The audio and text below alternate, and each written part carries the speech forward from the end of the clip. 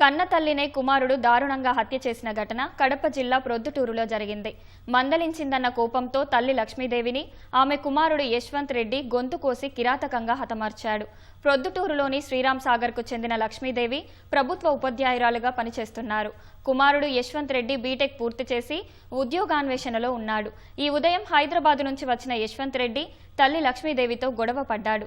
ఈ క్రమంలో ఇంట్లో ఉన్న తండ్రి విజయభాస్కర్ను గదిలో బంధించి తల్లిని కత్తితో గొంతు కోసి దారుణంగా హత్య చేశాడు. రక్తపు మడుగులో ఉన్న లక్ష్మీదేవిని ఈడ్చుకుంటూ వెళ్లి ఇంటి వరండాలో పడేసి టీవీ చూస్తూ కూర్చున్నాడు. స్థానికులు గమనించి పోలీసులకు సమాచారం ఇచ్చారు. 3 టౌన్ సిఐ వేణుగోపాల్ సిబ్బందితో కలిసి ఘటనా స్థలాన్ని పరిశీలించారు. యువకుడిని పోలీసులు అదుపులోకి తీసుకున్నారు. అయితే అతని మానసిక పరిస్థితి సరిగ్గా లేదని పోలీసులు చెబుతున్నారు. మృతదేహాన్ని ప్రొద్దుటూరు జిల్లా ఆసుపత్రికి తరలించారు. హత్య ఘటనకు సంబంధించిన పూర్తి వివరాలు సేకరిస్తున్నారు.